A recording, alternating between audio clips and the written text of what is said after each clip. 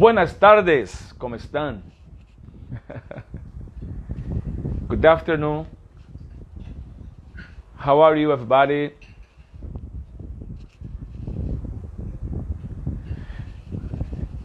Diogo, deixa a galera entrar aí, que eu já te chamo. Beleza?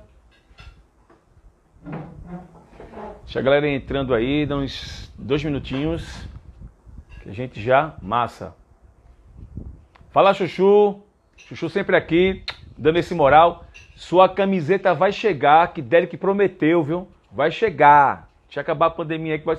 eu quero ver você em todos os shows trabalhando, senão eu tomo. Hello, Blacks.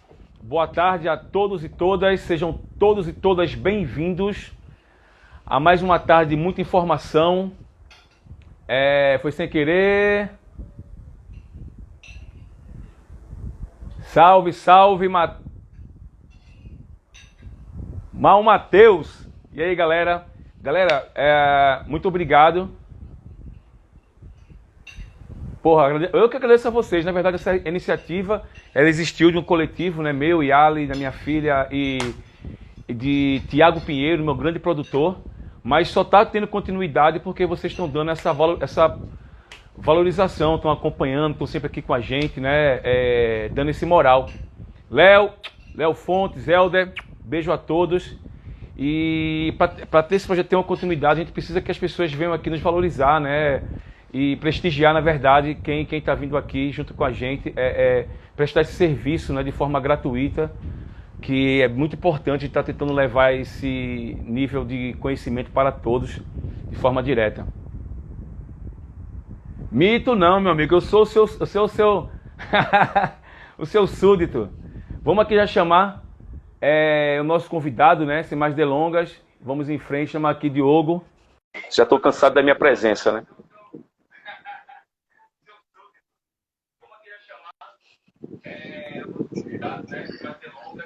Boa tarde, Diogo. Boa tarde, grande Geisa. Pô, tá sentado? Ah, agora sim, pô. Meu irmão, seja bem-vindo. Eu acho que esse é o primeiro contato que a gente tem, né, pessoalmente, assim, né, infelizmente, né?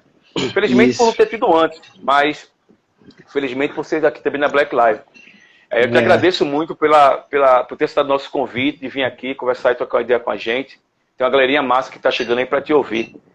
E para começar, eu queria que você se apresentasse para a galera. Fica à vontade aí. Boa tarde. Primeiramente, eu que agradeço, né, irmão? Obrigado pelo convite. Me senti honrado quando o Helder me conectou, falou que você queria trocar ideia comigo. Fiquei muito feliz. E estou aqui para a gente somar um pouco de experiências, né? Vou me apresentar aqui para a galera. Eu sou Diogo Oliver. Hoje eu sou empresário, sócio da Flash Music em São Paulo. Tenho 16 anos de carreira, tenho 36 anos e tem umas histórias pra gente conversar. Tem algumas coisas aí, quem tiver umas perguntas, quem tiver alguma curiosidade, alguém que já conhece um pouco da minha trajetória, quiser saber mais um pouco, tô aqui pra gente bater essa bola. Só para pegar um gancho no que você falou, Diogo, o Tiago, né, que é o nosso produtor que falou com você, ele está atento do outro lado aí, de forma remota, anotando todas as perguntas, galera. Então, quem tiver perguntas para Diogo, fiquem à vontade, vão colocando aqui na tela, que Tiago vai pegando e depois ele passa para mim aqui no outro telefone e a gente vai perguntando. Tá Demorou. Bom? Vamos nessa. Vamos lá para a primeira. Seguindo a pauta, né? Segue a pauta. Diogo, como é que você começou com produção? O que te levou a entrar nesse mercado? Cara, eu comecei, é uma história engraçada, eu já tinha um namoro com a produção desde o início. Eu comecei como músico, né? Eu era baterista, toquei bateria até meus 20 anos. Toquei bateria, me dedicava muito mesmo, assim, a bateria. Meu sonho era ser baterista. Eu sempre fui amante da música popular brasileira. Sou muito fã de Carlos Bala, desses caras que... exatamente, o João Viana, o filho do Djavan. Então, Cristiano Galvão sempre foi um espelho para mim, que hoje está com Simone, era baterista do Jorge Vecilo na época que eu fiz um trampo com o Jorge. Então, eu comecei a tocar bateria com 11 anos, e desde que eu tocava batera, que tinha aquela parada de ensaio, de ligar para músico, de entregar passagem para música, e na época a gente pagava, quer dizer, até hoje se paga passagem da galera. E eu que tomava conta de tudo isso, eu que ligava pra galera, marcava o horário de ensaio, ligava para todo mundo, marcava o horário de ensaio, falava o estúdio qual era e tudo mais, né? E chegava lá ainda tinha que controlar a questão de passagem, tinha que pagar a passagem de cada músico, que foi Diária. então, diária. Não, na época era só a passagem mesmo de ônibus, né? Pô, todo moleque, vai 13 anos, 12 anos, só a passagem de ônibus era. Então eu já fazia essa parada já de organizar tudo e eu fui ficando mais velho e essa parada de organização sempre foi junto comigo, mesmo tocando bateria. Eu passei por outras bandas. Eu terminei de tocar bateria numa grande orquestra aqui de uma pessoa, que é a Baile.com. E, na verdade, esse projeto foi início meu. Eu que dei start nesse projeto dessa orquestra, que hoje é uma das melhores orquestras, ou é a melhor orquestra de formaturas, 15 anos, casamento aqui de uma pessoa, que quem toca ela hoje é o Thiago Pimenta, o proprietário. E nessa banda eu fiquei 2 anos e meio, cara. E foi onde foi mais forte ainda essa questão de organização, né? De horário, porque a gente estava lidando com músicos de nomes aqui da Paraíba, né? O nosso maestro era Léo Meira, então tinha que ter responsabilidade então, com essa galera. Então, esse namoro já existia, né? E no decorrer do tempo eu acabei saindo da banda por alguns problemas. Fiquei meio triste assim com a música, né? Eu fiquei meio decepcionado com a música, porque sempre foi meu sonho tocar bateria. Eu me dedicava para aquilo, eu tinha um puta material, assim, era uma paixão, é uma paixão. Não é que era, é uma paixão até hoje. Eu sinto uma falta imensa de tocar bateria. É uma paixão até hoje, mas assim, naquela época me magoou muito e eu resolvi, falei, mano, eu vou largar essa parada, eu não quero mais saber de música, assim, me machucou muito a maneira que tudo aconteceu durante o tempo. Eu não quero saber mais de música, né? E na época, quem cantava nessa banda baile é o meu grande amigo Igor Gomes, que era vocalista do Capim Cubano, né? Capim Hoje mora Cubano, em... Isso, é.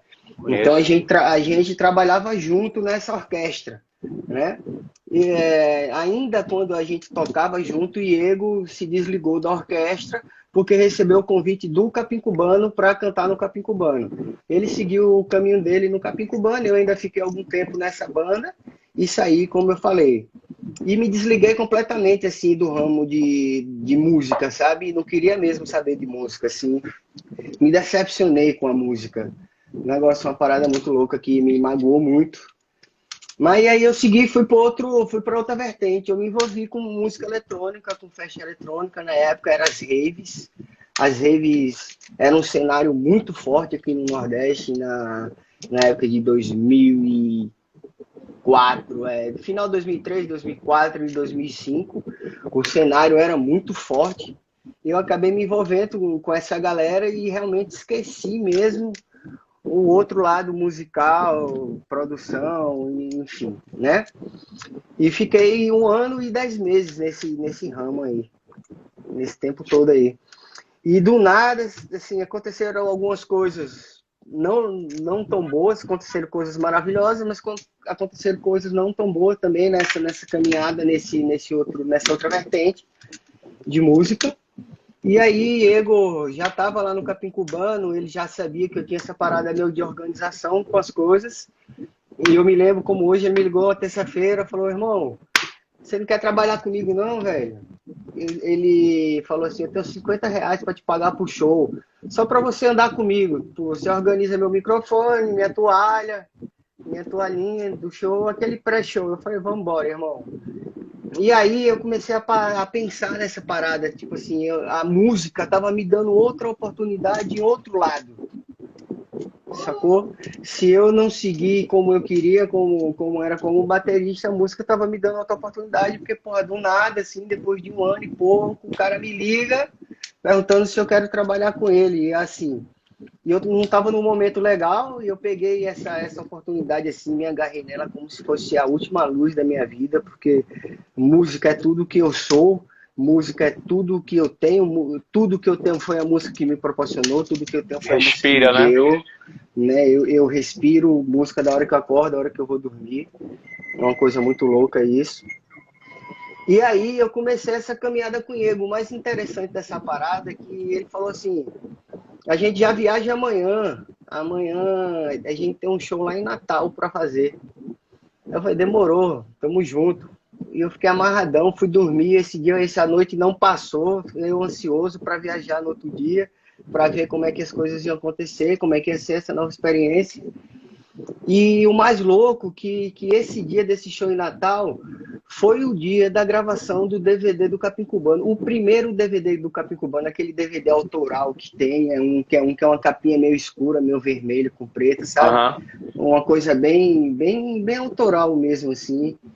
E eu lembro que nesse dia eu tava morrendo de saudade daquela parada de palco, daquele negócio, daquela movimentação toda que eu fazia com as bandas que eu tocava. E nesse dia, mano, caralho, eu caí pra dentro, assim, sabe? Ajudei os roadies, ajudei o produtor, porque a galera do Capim Cubano não era uma galera, como é que eu posso dizer assim, profissional. Os moleques tinham muita vontade, muita garra, muita determinação, mas eles não tinham norte. Não tinha ninguém que dissesse o caminho, como funcionava das coisas, né? E aí, esse dia eu comecei, dei meu start no Capim Cubano nesse dia na gravação do DVD lá e eu segui com o Diego fazendo esse trampo. Esse DVD tomou uma proporção que ninguém esperava, né? Que Estourou. foi o DVD que revelou o Capim Cubano. A gente fazia todas as sextas-feiras no Cuba Capiba Libre, que é em Olinda, no shopping. Porra, tá me fugindo o nome do É shopping o agora. Passa Alfândega. Passa Alfândega, velho Passa Alfândega. Porra, que saudade dele. Então a gente fazia toda sexta-feira, era uma sexta-feira estouradíssima, era lotada a casa, né? Assim, se tornou uma febre essa sexta-feira no Passa Alfândega, lá no Cuba. O DVD tomou uma proporção assim incrível, foi coisa de louco. E eu passei 6 meses nessa função com o Diego, né? O Diego me pagando R$ 50 por show. Eu não tinha vínculo nenhum com o Capim Cubano, com a banda, né? Mas durante esses 6 meses eu não só me preocupava com o Diego, de maneira nenhuma. Eu sempre me preocupo com o meu redor, sabe? Com quem tá Não, do meu lado o tempo não se inteiro. limita, né? Não se limita a fazer só aquilo que é. Não. Isso é uma coisa que sempre me seduziu, é querer saber um Olho de pouco águia, velho. mais, né? E aí, eu lembro que com 6 meses que eu tava com o Diego, os caras me chamaram, né? Sabia que eu tocava bateria e perguntou se eu não queria ser, que a banda tinha 2 holds. A banda tinha 2 holds. Na época tinha produtor. Na época não tinha produtor, não lembro bem. Mas enfim, eles me ofereceram para ser hold do batera. Mano, eu não hesitei, eu nem pisquei o olho, eu falei, tô dentro, tá? E aí eu comecei a minha caminhada com o rodo, eu tinha maior carinho, mano, por essa profissão, assim. Eu sempre amei muito os bastidores, né? A galera sempre deu muito valor aos carregadores, aos holds, aos técnicos. Eu acho que essa galera mesma que faz a coisa acontecer, né? A Acontece, engrenagem real. a engrenagem toda começa com essa rapaziada, os carregadores, né? Desde o loading, desde o loadout da carreta. Loadout, Então, já. Total. começa com essa rapaziada aí. Então, eu sempre dei muito valor com isso, né? E como eu te falei, eu sempre fui muito fã da MPB, sou muito fã de Jorge Vecilo, sou amigo do Jorge, sou amigo do Cristiano Galvão, batera dele, que foi dele, do Cavalo, da galera inteira que fez a turnê com ele em 2008 e 2009. Eu acompanhava muito os shows dele, assim, e a educação que a galera da MPB e do rock tem, desde os holds até o produtor geral, é uma coisa bonita, é de se encher os olhos mesmo. A educação do hold com o técnico, sabe? Tudo que o cara vai pedir, ele pede por favor. A relação Se, interpessoal de respeito, né? de Compromisso, respeito, né? agradece tudo. Então, nessa época que eu recebi o convite para ser hold, eu acompanhava a galera do Jorge Vecilo. Então eu me espelhava muito na educação da galera da MPB, né? Na maneira que eles trabalhavam, que eles tomavam, que eles tomam cuidado com as coisas, a preparação toda que o hold tem seu casezinho lá, abre tudo. Enfim, então eu fiz, aí eu já tocava bateria, já tinha um conhecimento extenso com bateria, né? Inclusive com a bateria que o Lula usava lá na banda. E eu comecei essa caminhada como road, velho, e foi incrível, assim. Eu carregava mesmo os cases da van, do reboque da van, sabe? Levava pro palco, empilhava, separava ferragem por ferragem, tom, case de tom, enfim, fazia toda aquela preparação, usava luva, sempre cuidei muito bem do material, que eu acho que quem é músico sabe o quanto é doloroso o valor que a gente paga nos instrumentos para ter um instrumento de boa qualidade mesmo, porque você sabe que depois de um certo tempo, toda a experiência que você tem de técnica, de tempo, de ritmo, você vai precisar de um instrumento bom para você poder fazer um som bom, né? Para É. agradar a todos, né? Então, assim, é uma coisa que o músico quer, ter um instrumento bom. Eu sempre, quando eu pude, eu sempre tive meus instrumentos muito bons e tenho até hoje. E aí eu comecei essa caminhada como road. Eu passei um ano como road, né? Com a galera, assim, muito da hora, muito foda, assim, o trabalho exaustivo, ficava com os dedos cheios de calos, doendo, inchados, de tanto apertar a borboleta, tirar, de fechar as ferragens de caixa, de hi-hat no dedo, enfim, aquele processo todo. E aí eu passei um ano como road, e aí daí os caras me chamaram para conversar de novo e me ofereceram para ser produtor técnico. Né? Nessa época já existia um produtor geral da banda e me convidaram para ser produtor técnico. Eu já tinha essa parada de liderança, mesmo sendo road. Então eu comecei a ser o produtor técnico, entre aspas, eu continuava sendo road e produtor técnico. Acumulou Aí as funções, né? e aí o que acrescentou foi que eu comecei a preparar os horários de saída para show, né? Da passagem de som. Eu que organizava toda a pré, eu comecei a fazer toda a pré, aquela parada de ligar para as empresas de som, para saber se bate com o rider da gente, de luz, de LED, aquela coisa toda, né? Aí, porra, cada passo que eu dava, assim, era uma explosão de felicidade dentro de mim, que eu tava De realização, né, cara? em Bom. realização, eu tava conhecendo um mundo novo, né? Que era a produção técnica, que era uma coisa que sempre me seduziu. E o mais engraçado é que, assim, eu falo, a galera dá risada. Eu não sabia nem o que era um direct box, velho. Um direct box e um AC. AC. Aham. Quando eu vi a galera gritando no palco, tem AC aí eu ficava, que esse filho da puta tá pedindo AC, velho? Aí quando eu descobri que AC era ponto de energia, meu irmão, puta que pariu, direct box ativo, passivo, eu não sabia de nada. Eu fui A descobrir. CDC, a CDC, né? Eu não sabia de nada. E eu fui descobrindo, perguntando, e aquele negócio foi mexendo comigo. Aí eu comecei, na época, a gente estava naquela época do Capim Cubano, foi uma época muito legal, que surgiram as mesas digitais, né? A M7 da Yamaha, a CL9. Então começaram a surgir a questão das mesas digitais, que foi aí que a gente teve que se renovar também com conhecimentos, né? Como é entender os dois modelos de mesa que lançaram no mercado. Primeiro lançaram dois modelos de mesa. A gente tinha que começar a entender dessas mesas, né? Os técnicos que não mexiam que não trabalhavam com mesas digitais. Não operavam. Uns É. não operavam, uns tinham uma puta dificuldade, uns foi difícil pegar aquela, outros tiveram uma facilidade imensa. E assim eu fui me descobrindo no mercado, fui me descobrindo na profissão, na verdade, e fui almejando mais assim os passos que eu queria dar dentro da profissão. Eu falei, porra, velho, eu dei certo como hold de batera, dei certo como produtor técnico, né? Que eu passei um ano como produtor técnico. Olha só, ó, eu vou contar pra galera que a galera, assim, depois é tudo muito fácil, né? Eu fiquei um ano como hold e um ano como produtor técnico. Durante essa parada, eu me desentendi com o músico da banda, né? O cara me agrediu, eu agredi também, errei, não se deve revidar. Enfim, mas a punição que os caras me deram no momento foi: ou você volta para ser hold de batera, né? Fazer tudo, carregar, montar, fazer tudo como hold novamente, ou você tá fora da banda. E eu Cara, que nem, cara, eu que nem conversa, irmão. Eu voltei para hold, porque eu sabia que eu ia comer a serragem de novo, né? Aquilo ali me deu mais gás, sabe? aquela porra me deu mais vontade, assim, eu sabia que eu ia comer as ferragens. Prova de fogo, né, Diogo? E é isso. Mas sendo o que é que acontece? Uma parada muito importante que eu aconselho a todo mundo. Eu sempre tive a equipe inteira na minha mão. Na minha mão, como eu falo, não é que eu mandava, que eu era o dono dos caras, não. Mas eu sempre fui humano com os caras, não é porque os caras são um hold que eles são menos gente do que eu.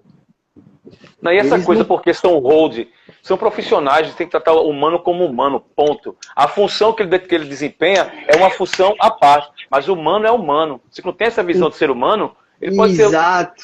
Obama e pode ser o cara USG, Serviços Gerais. O tratamento é o mesmo, é igualitário. É, Essa diferença não perfeitamente. tem que existir nunca. Perfeito. Então eu sempre aí eu tinha assim, eu tinha uma relação mesmo. No Capim Cubano foi uma parada muito bonita, velho. Assim, quando eu lembro assim, me dá saudade porque a gente criou uma relação de família. Total. Eu os holds e os técnicos assim, a minha equipe técnica mesmo assim, a gente criou uma relação de família. E o que é que acontece? Quando eles me deram essa punição, eu chamei os holds para conversar. Num particular, uma vez que eu tive uma oportunidade, eu falei para eles, galera, agora eu preciso de vocês. Eu não consigo carregar mesmo tudo como eu carregava. Eu carrego, chegar, a gente desmonta, que eu estou no gás sempre que eu chego, a gente vai lá, descarrega, tal, eu monto, que eu amo montar a bateria até hoje, eu monto, mas eu não consigo, após o show, que os caras ainda queriam que após o show eu desmontasse mesmo, botasse no case, carregasse. Pô, galera, vocês conseguem me dar essa força? Os caras, mano, fica tranquilo que a gente tá com você, a gente tá por você. E aí voltei pra Road, meu irmão, e aí fiquei 8 meses como Road de novo. Aí foi quando eu tive uma surpresa. Aconteceram uns problemas com o produtor atual da época. E aí quando eu tive a surpresa que os caras me ligaram e falaram, mano, agora o convite é pra você ser produtor geral do Capim Cara, Cubano. Foi isso, a sua, foi, a sua meu. humildade é que a sua humildade de voltar para não porque é menor, mas de dar um passo, não é? É, pra trás. Um passo foi um impulso, né? Isso foi que fortaleceu a É. ideia da galera continuar contigo e convidar você para assumir um posto de maior representatividade, né? É, Representatividade. isso. Aí os caras me chamaram para ser produtor geral. Mas qual era a diferença de um produtor geral de uma banda aqui há 14 anos, 13 anos atrás, com um produtor geral para uma equipe que acontece hoje, né? Na época que eu fui produtor geral do Capim Cubano, eu era eu era produtor técnico porque eu acumulei todas as funções depois. Eu fiquei com uma confiança tão grande da equipe que os caras não viam mais necessidade de ter um produtor técnico e um produtor geral. Naquela época não existia nem financeiro, para você ter ideia. Né? Caramba, Então eu acumulei a função de produtor técnico e produtor geral. E era eu como os produtores e minha equipe de hold de técnicos. Né? Aí, velho, foi aonde aí eu falei, agora eu me encontrei, agora eu vou em busca realmente de algo maior como produtor, sabe? E aí eu segui, mano, o Capim Cubano teve uma projeção muito grande no Brasil inteiro, como você deve saber, né? aham, Eu com o Capim Cubano, eu fiz todos os programas nacionais que uma pessoa pode sonhar em fazer. Eu fiz Hebe Camargo, eu fiz Gil Soares, eu fiz Faustão, eu fiz Serginho Grossman, então assim, Eliane, eu fiz tudo isso com o Capim Cubano, graças a Deus. Então o Capim Cubano me deu uma bagagem muito grande de conhecimento nacional, né? E aí foi quando começaram a surgir as outras. Eu dentro. O Capim Cubano fazia parte do cast da Luan, certo? Da Luan Promoções. aham. O Capim Cubano entrou na Luan Promoções em 2005. O Capim Cubano fazia parte do cast da Luan, mas a gente que era funcionário não tinha vínculo nenhum com a Luan Promoções. A gente não era funcionário da Luan Promoções. E aí, porra, quando a gente entrou na Luan, assim, foi uma realização para todo mundo, né? Tanto para os artistas como para a gente, porque a gente faz parte da conquista que a banda tá Aham. fazendo, né? E Construir toda a aí, história juntos, né? quando o Capim Cubano entrou na Luan, que eu comecei a ver todo o sistema da Luan, né, velho? Que ali começou abrir a janelinha assim, ó, aqui é o mundo do show business, De sabe? verdade. Funciona assim. Aí meus olhos brilharam. Aí aquilo me deu mais ânimo ainda. Eu dentro do Capicubano, eu fazendo trabalho. Foi quando despertou um certo, assim, uma certa luz para a galera da Luan. Tanto para os produtores das bandas maiores, na época a banda de nome na Luan era Calypso, e a Saia Rodada eram as bandas de maior nome da Luan, né? E aí eu comecei a sonhar com essas bandas, né? Em fazer um trampo com essa galera. E eu sempre tive uma relação muito boa com outros produtores. Nunca diminui ninguém, nunca vi nenhum produtor como meu inimigo. Sempre fiz questão de cumprimentar todo mundo onde eu chego. Sempre fui assim. E aí foi quando o abençoado do Júnior Fuch, meu grande padrinho, meu grande amigo, estará aqui também, ele que encerra essa sessão de lives, né? Foi difícil trazer ele para cá. Foi difícil, mas consegui. Ele não gosta muito de falar, não, ele é tímido, mas é assim. E aí foi quando o Júnior Fuch me convidou, mano, assim, eu tinha uma data livre na agenda do Capim Cubano, tinha shows da Calypso, e Júnior me convidou para fazer uns frees, adivinha como o quê, na Calypso? Como holding. Como um rolo de batera. E eu fui. Sempre fui amarradão, sempre agradeci a ele, amarradão, por ele me chamar, por ele me convidar. Era outra realização, né? O Calypso naquele auge, fazendo shows para 50, 40 mil pessoas, isso todo final de semana, era de quinta a domingo, praça pública, era uma coisa absurda. Louca, imagina. Absurda, era. E eu ia direto como road com o Júnior. Acabou, eu ganhei uma frequência meio que viajar com a Calypso, uma época. E eu me lembro que uma certa época o Coroa, que era o financeiro da Calypso, operou de uma hérnia que ele tinha, velho. E a Calypso me convidou para ficar como financeiro no lugar dele. Eu fiquei 2 meses na estrada com a Calypso como financeiro também. Pela bagagem que eu já tinha do Capim Cubano, essa parada de financeiro. Acumulando experiências, pagar, né? A galera deve estar se perguntando, mas como o cara é produtor e botaram o cara para ser financeiro? Né? Você foi tudo na outra, né? Então, eu já tinha uma certa bagagem, porque a empresa ela vai observando os funcionários que as bandas têm, né? Nada então, é por acaso. Eu fiz esse trampo também de financeiro com a Calypso. Já fiz financeiro também com meu amigo Buscapé, a Rio de Ouro. Viajei muito com a Rio de Ouro também, né? E aí começaram essas coisas na Luan, né? Eu ainda não era funcionário da Luan, demorou ainda um pouco, mas eu comecei a fazer esse trabalho com as outras bandas. Já me ajudou muito, já me impulsionou assim, dentro da empresa. Grande Berg, um salve para você, Ricardo, 2 profissionais de alta que estão aí. Grande abraço. Alex tá aqui, Chuchu, Guigo tá Alex, Eduardo. Elba Ramalho. Show de bola. Eduardo também. Eduardo, produtor de Lulu Santos também, do Rapa, tá aqui também, passou de um alô. Eduardo é um cara que me inspira até hoje, tá? Total, de humildade, profissional. Um excelente profissional, high level. Então aí vamos lá. E aí veio que o Capim Cubano eram 4 anos de contrato com a Luan, né? Então era de 2005 até 2009, certo? O contrato do Capim Cubano. E aí começaram aquelas discussões dentro de banda normal de sócios. Eu vi que o Capim Cubano ia tomar um rumo, né? Eu saí do Capim Cubano em dia 10 de novembro de 2009. Eu nem esqueço da data. Larguei assim, tipo, não tava mais legal o clima e saí, né? Voltei para João Pessoa aqui para casa da minha mãe, velho. Passei um processo difícil. O ano de 2010 para mim foi um ano. Saudades, Monique, te amo. A melhor pré-produção do Brasil, a pré-produtora do Wesley, Monique, um grande beijo, meu amor. E aí, velho, eu passei o ano de 2010 aqui procurando emprego com as bandas pequenininhas mesmo daqui, do zero. Arrumei um trampo numa banda de produtor, ganhando R$80 por show.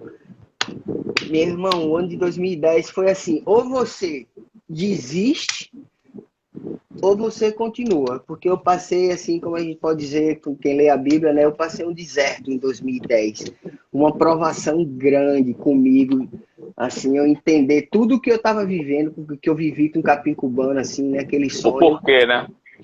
praia, assim, acabar da noite pro dia, né? Dar uma Vira a desparafusada no cabeça, né? bagulho, vira. Ah. Mas embora eu brigava muito comigo mesmo, eu não culpava ninguém, eu brigava comigo mesmo e eu procurava uma saída para isso.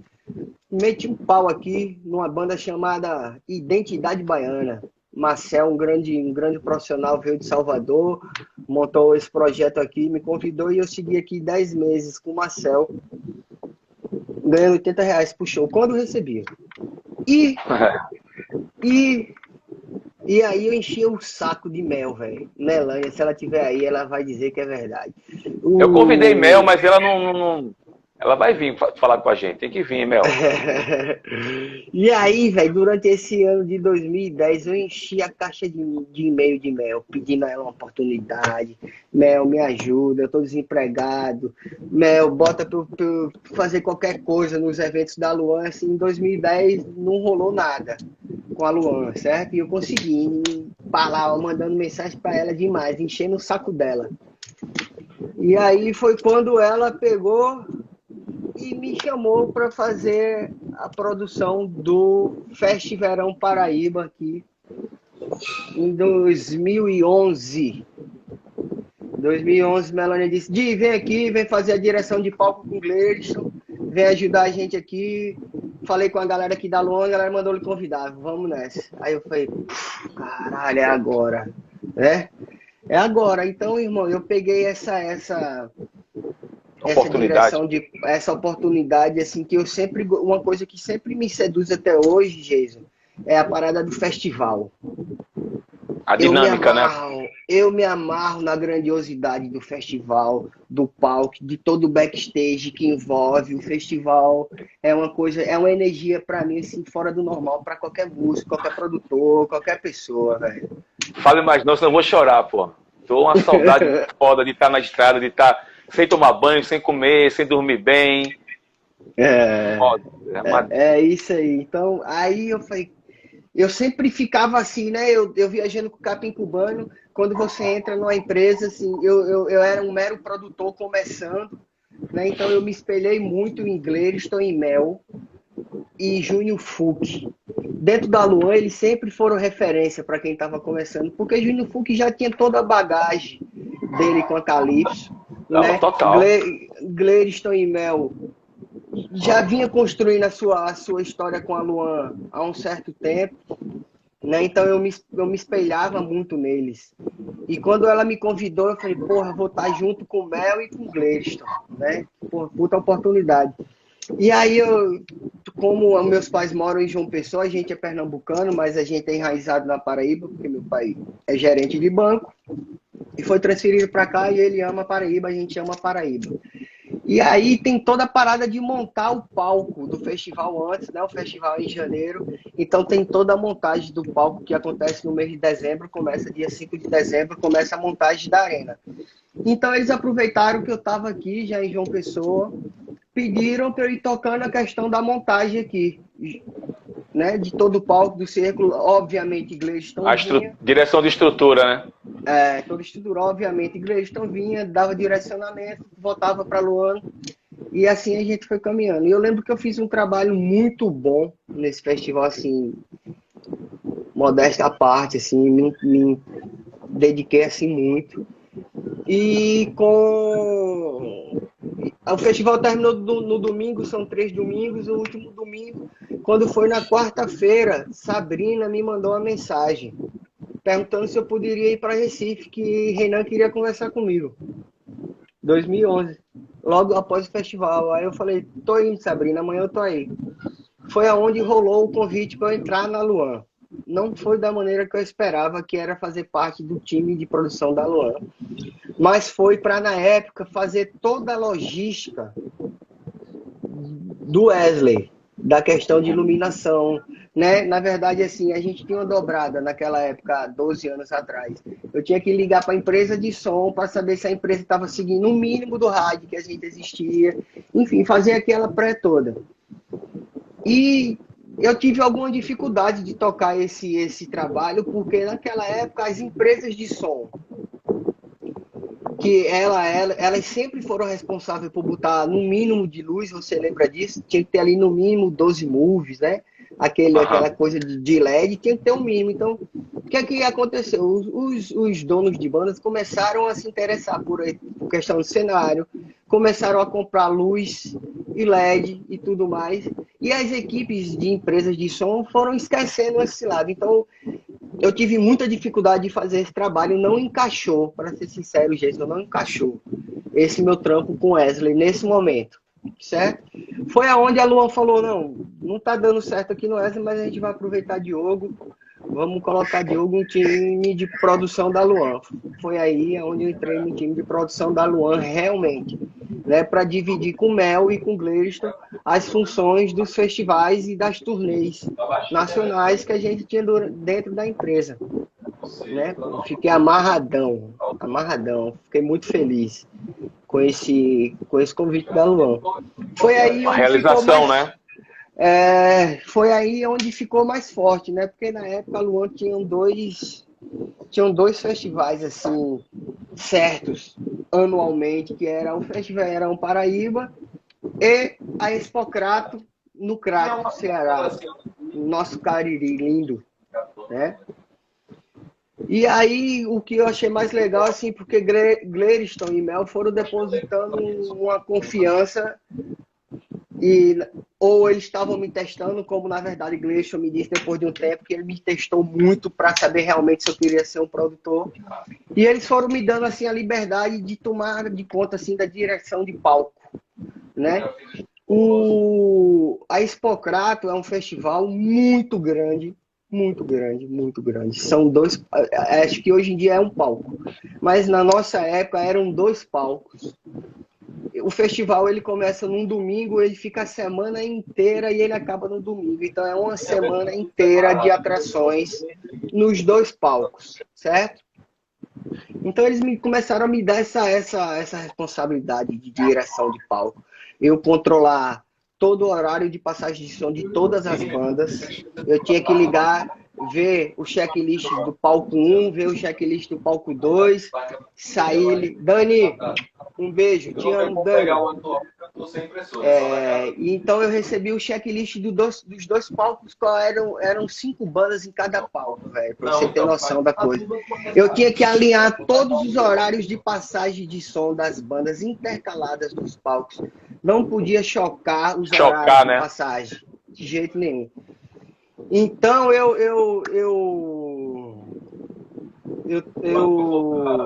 aí lá vem aquela parada de mais responsabilidade, né? Que agora assim, o festival depende da minha organização, né? E essa coisa de festival foi aonde explodiu meu coração mesmo, porque foi aonde eu comecei a receber bandas grandes. Você sabe melhor do que ninguém que todo festival ele tem um line-up de bandas muito grandes. Foi aí onde eu conheci Eduardo, na época do Rapa. Foi aí onde eu conheci Pedro Ribeiro, produtor do Paralamas do Sucesso. Foi aí onde eu conheci Leandro, produtor do Nat Roots. Foi onde eu conheci uma galera de gigante, assim, porque é muito foda você receber essas equipes. Grandes profissionais, né? Olha o Gleison aí, ó. Chegou o Gleison. Já falei que só a porra de tu. Né? Mas vamos embora. Então, assim, você começa a receber galera de peso, né? Uma galera de peso, e você tem a responsabilidade de cumprir com o que você está fazendo na pré, né? Com eles, né? Meses ali conversando com eles, e você tem que cumprir quando eles chegam com aquele cenário deles gigante. A gente tem que cumprir com o que a gente acordou durante a pré, né? E assim, aí foi onde começou essa questão de organização dos palcos. O festival é um evento que ele consome qualquer produtor 100%, velho. Porque um festival, nós somos o primeiro a chegar. Eu lembro que aqui no Festiverão o Gleison marcava no palco 7 horas da manhã, porque a gente tinha que esperar a equipe de som chegar, a equipe de LED, todas carregador, todas, a gente tinha que controlar a chegada de todo mundo. Então nós somos o number one chegar, o 01 a chegar, né? Então, essa parada de horário, Geiso, é uma coisa muito interessante, assim, para quem quer ser produtor, para quem quer seguir, né? Responsabilidade com os horários das coisas, assim. Eu aprendi no chicote a ser responsável com o horário, né? Gleison falava assim, 7 horas no palco, 7:01 é atraso. E realmente 7:01 era atraso, era um esculacho da porra. Era um esculacho da porra. E assim, e são coisas boas que isso foi fazendo parte do meu case, né? Eu fui pegando aqui, ó, fui botando na minha sacolinha, Dificuldade fortalece, né, Diogo? Sem dúvida nenhuma, sempre. A gente nunca perde, a gente sempre ganha. Tem que tirar as coisas boas. Esse é um momento, por exemplo, de dificuldade extrema que estamos passando, uma situação totalmente nova, e temos que tirar bons exemplos dessa situação, que tem vários. É só você ter um olho clínico, tem muita coisa legal para se tirar desse momento de dificuldade que estamos passando, que vamos passar. Sem dúvida. Vamos sair bem melhores dessa aí, eu tenho certeza disso. Isso mais forte, com certeza. É um crescimento que a humanidade, eu creio nisso, sabe, Jesus? Que a humanidade humano infelizmente fez por necessidade. Está acontecendo por necessidade, para se reinventar, para rever os valores, o que realmente importa, se é tanto dinheiro, se é mais humano, sabe? Tá mais com a família, enfim. A vida é uma só, né? Não tem carga de celular. Você não recarrega. A vida é agora, é hoje. É hoje, não tem futuro. O futuro é o presente sempre. Exatamente. Amanhã é incerto, ainda falta... Amanhã é o presente de hoje. Amanhã vai ser presente de novo. Se a gente tiver vida, é presente. Eu sei lá de amanhã, o que é que vai rolar amanhã. Tomara que eu esteja vivo, pô. Mas é isso, aí vambora. E aí, essa questão dos festivais me deu uma bagagem maior, né? Porque eu comecei a trabalhar com grandes equipes de som.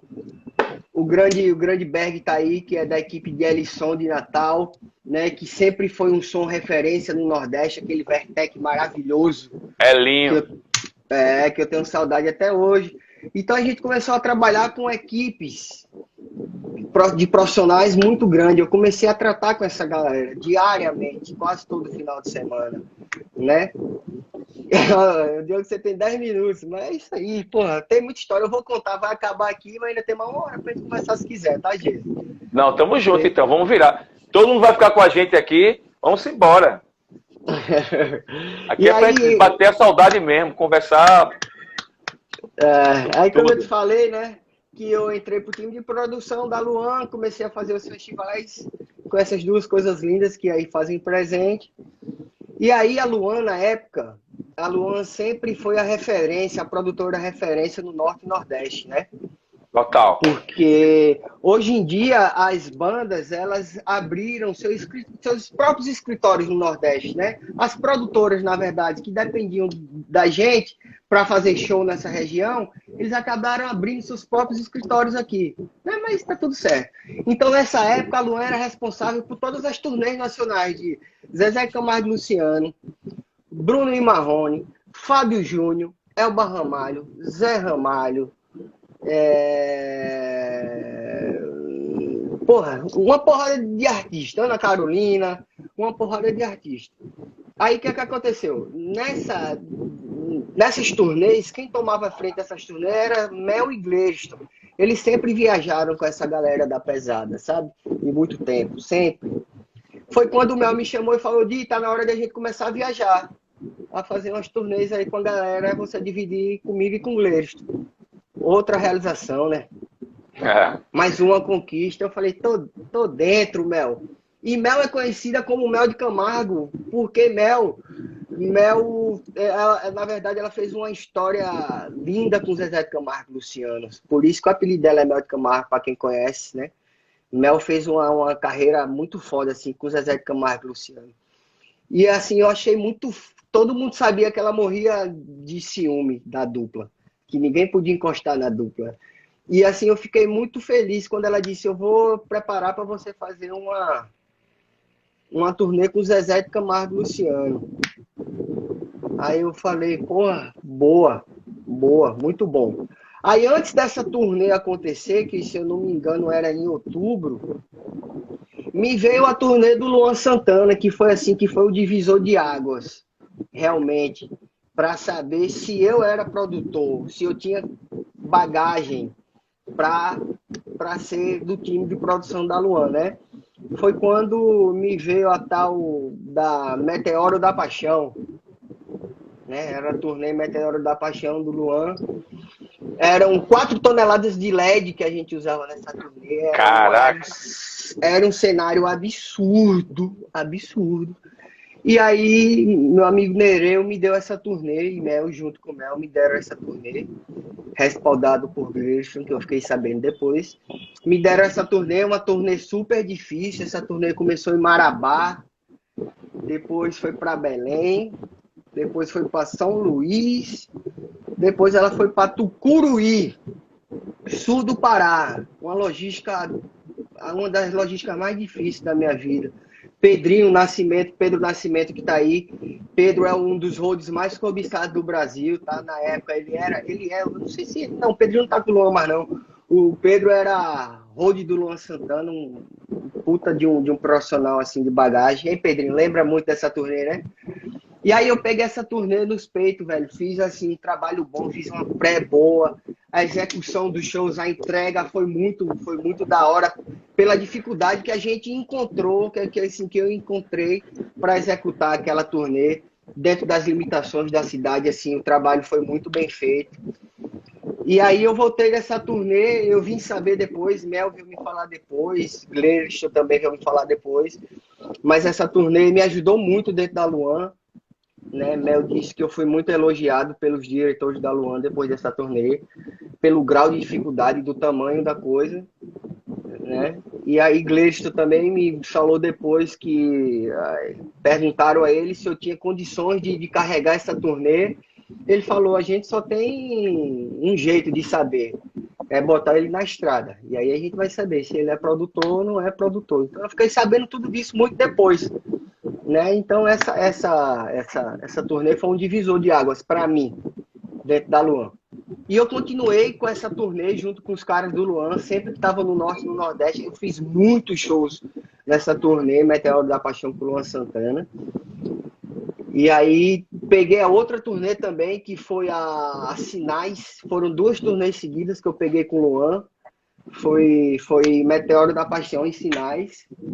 E voltando dessas turnês, Mel ganhou uma confiança em mim, toda a empresa ganhou uma confiança em mim, e quando se ganha confiança, os trabalhos vão aparecendo, né? E aí, como a agenda de turnê era muito extensa, a gente acabou fazendo muito show nessa época, eu me lembro, né, Mel? Se me corrija se eu estiver errado, na época de 2011, 2012 até 2014, velho. Assim, a gente se dividia para fazer essas turnês. Mel viajava, fazia 3 shows com Bruno e Marrone, eu fazia com Zezé de Camargo e Luciano, Mel saía da turnê com Bruno e Marrone, ia fazer com Elba Ramalho, Gleison já estava com Zé Ramalho. Então, assim, a gente fez muita turnê, a gente dividiu muita turnê durante esse tempo. Foi assim, foi uma coisa muito gostosa e assim, como é que eu posso dizer, um mar de novidades, né? Porque, porra, se era legal receber aquela galera no meu palco, fazer aquela parada de direção, de palco, de produção, era satisfatório. Imagina viajar com essa galera, viver mesmo o dia a dia com a equipe inteira do Luan Santana, do Zezé de Camargo, do Zé Ramalho, essa galera de peso inteira. É uma coisa assim louca, velho. Pra quem ama isso, pra quem ama. Tem que amar de verdade. É uma. Porra, Mel, obrigado. Eu gosto muito de toda a rapaziada até hoje. O Mel tá dizendo que eu passei a viajar com o Zezé porque todos me admiravam, inclusive a dupla. Assim, eu nunca fui babão de artista, sabe, Jesus? Não sou até hoje. Não, babão de ninguém, mas, profissional é assim, profissional. Eu sempre tive um respeito muito grande com os caras, eu sempre soube o meu lugar, eu nunca quis ser amigo dos caras. Então, eu criei um carinho pela dupla, a dupla e toda a equipe gostaram de mim, gostam de mim até hoje. Eu encontro com eles lá em São Paulo hoje, bem mais fácil do que eu encontrava antigamente. Só um detalhe, Diogo. A gente vai para trabalhar bem, a gente é contratado para ser um bom profissional. E amigo, a gente não escolhe. Os amigos que É, escolhem a gente. Nós somos escolhidos, é, nós não escolhemos amigos, os amigos que escolhem a gente. Então, se eles é, gostam de você, é porque eles escolheram você como amigo. é. Isso é que é a É verdade. aquela, é aquela parada de respeitar, sabe, Geison? Eu sempre Total, tive essa, total. eu sempre respeitei todos. Todos. Eu sou muito eu, assim, eu tenho uma criação, eu agradeço a meus pais, assim. Mel sabe disso. Eu recebo muitas mensagens da galera dizendo que sente saudade do abraço que eu dava no Wesley, antes do Wesley subir no palco, certo? Infelizmente, só o abraço no Wesley era filmado, porque o artista era aquele momento que ele entrava no palco, né? Mas eu sempre fiz questão, velho, de cumprimentar todo mundo antes do show. Depois que eu preparava o artista, que ele tinha aquele tempinho dele de oração, eu tava ali, ó, desejando bom trabalho ao camareiro, eu tava desejando bom trabalho ao segurança, eu tava dando um abraço no Vitor, o personal, antes do show, a Eduardo, produtor da banda, eu tava aqui no rádio, galera, bom show para todo mundo, bom Exato. trabalho para todos, eu sempre fiz isso, velho, sempre. Então, a mesma energia da galera, né? É importante, né? É É o muito espírito de importante. liderança, né? É o espírito de estar se colocando sempre à disposição, sinalizando todo mundo, é importante. Eu sei que você tem umas perguntas aí, se você quiser fazer mais alguma coisa. Meu amigo, é o seguinte: o que você já está falando aqui é o que estava na pauta, ou seja, você já está com a pauta, você já foi adiantando coisa pra caramba. Mas eu Já sei temos que existe aqui. alguma coisa aí. Não, tem várias perguntas aqui. Inclusive assim, como a gente já está faltando menos de 10 minutos para finalizar, vou fazer uma pergunta, vamos dar continuidade. Galera, vai cair, não é porque é só uma hora, a gente bate e volta. Falou, Diogo? E aí, Certo? Thiago vai Demorou. estar aqui atualizando as perguntas que a gente já tem aqui no nosso feed, né? Fazendo algumas. Diogo responde. E algumas perguntas que porventura surgiram aqui que eu não estava lendo, por estar prestando atenção na sua conversa aqui em você. Mas Tá. vamos aqui, vou buscar aqui na pauta. Ah, vamos aqui, calma galera. Realizou torneios nacionais. Quais as dificuldades você destaca de rodar pelo Brasil com grandes ídolos? Qual a responsabilidade você destaca? Que já foi aqui na sexta da pauta, de viajar com Uhum. grandes ídolos, de separar o profissional Diogo do amigo Zé de Camargo, por exemplo. Porque essas coisas têm que andar paralelas, né? Misturou, às vezes a gente perde foco. Pelo menos é assim que eu penso. Tem que ser uma coisa muito distinta. Como é que É, foi isso, assim? boa pergunta. Assim, eu não vou te falar que é fácil, né? Porque você cresce assistindo televisão, você cresce admirando essa galera que você assiste, né? Na Fato. televisão, os artistas, os jogadores, toda essa galera aí. E foi, na verdade, foi uma chave que eu virei comigo, sabe? Assim, eu comecei a pensar comigo como eu poderia fazer para ser uma pessoa melhor diante dessa galera, né? Que eu ia começar a trabalhar, né? Tive bons professores que me deram muito carão para eu não estar conversando com artista, para eu não estar trocando conversinha com artista, que eu acho super, super certo, super, super correto. Fazendo o Mas baú, assim, batendo fotinha, não rola. é, é, é... eu vou até depois vou contar um episódio que aconteceu com o Mel. Obrigado, Lê, um grande beijo. Um grande beijo, Monique, um grande beijo. E Jesus, é difícil, mano, porque assim, você acaba a conviver com pessoas que você vê na televisão, que todo mundo almeja estar perto 24 horas, que todo mundo quer ser amigo, né? Intocáveis, né? Intocáveis e tal. Como eu te falei, eu sempre respeitei todos. Na época que eu viajava com esses artistas nacionais, irmão, raramente, assim, muito raro eu lembro o tempo que eu tive de conversar com algum deles, de cumprimentar algum deles, porque eu nunca busquei isso. Né? A minha parada era com a produção técnica, então meu negócio era com os produtores, com a equipe técnica. Os caras chegavam. Se eu visse os caras, eu dava boa noite. Se não visse, não tivesse de querer ir no camarim falar com o artista. Né? Eu sempre soube que assim é muito ruim você misturar as duas coisas, né? Porque uma hora vai desandar. Eu tenho vários exemplos de vários amigos produtores, até bons produtores, que se perderam no caminho porque... Virou muito amiguinho. Me desculpe quem tá, os artistas que estão assistindo, se é que tem algum assistindo, assim, mas, velho, de todo o coração, nenhum artista é amigo seu, tá? Existe uma coisa chamada respeito, admiração e amizade.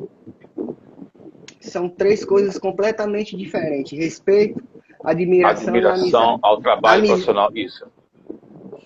Amizade, se existe um vínculo de amizade, né? Que a amizade não se cria da noite pro dia. Então, para você ser... Colegas, eu tenho muitos. Amigos, eu tenho uma mão só, graças a Deus, amigos mesmo. Mas, assim, para você criar uma relação de amizade é uma coisa que leva tempo, né? Não é do dia para noite que você vira amigo de ninguém. Então, eu trabalhei muito isso comigo, lógico, meu irmão, eu seria hipócrita se eu não falasse. E você não se admirou com nenhum artista, irmão. Eu ficava assim, dentro de mim era uma explosão de sentimentos, assim.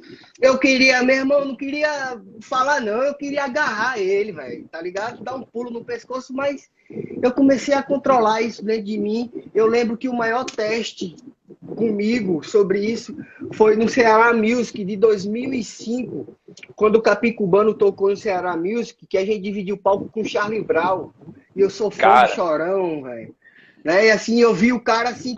que legal, cara! E eu coloquei aquela música lá, mas não sabia. E tem uma frase na música lá que eu acho que é a música massa, tô aqui na atividade, porque a gente, né, o produtor sempre na atividade, falei, cara, esse aqui vai ficar chateado, porque na música ela fala cu de burro. Eu falei, velho, mas aí eu só fico com essa música, maluco. Eu acertei sem querer. Tá maluco, Chorão é um dos mentores, né? Monstrão, monstro.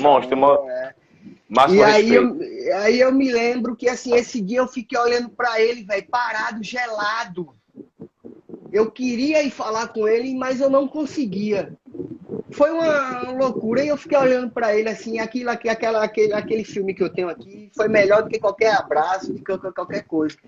E aí eu comecei mesmo, velho, a trabalhar isso comigo, que não era legal um profissional tá misturando a emoção com a razão. Aí eu comecei a trabalhar isso dentro de mim forte mesmo, assim, trabalhar mesmo. É um exercício, é um exercício, como qualquer outra coisa. Você vai trabalhando, colocando... Isso. Pode falar. Quer falar? Não, você vai trabalhando e vai exercitando. Isso tem que ser assim, tem que ser assim. E você vai se moldando. E chega um momento que você fica... Eu já chorei em shows de Geraldo Azevedo fazendo com ele. Um show no Sesc Pinheiros. Um show maravilhoso. Eu rodo do cara. Show massa, com a banda incrível. Eu comecei a chorar. Eu, caramba, que emoção. Eu tenho que segurar minha onda. Mas aí a emoção tomou conta. Mas aí eu tô ali, né, firme. Enxuguei as lágrimas com o meu paninho. Vamos trabalhar. Eu sei como é que é isso. A gente sabe. Quem é produtor sabe.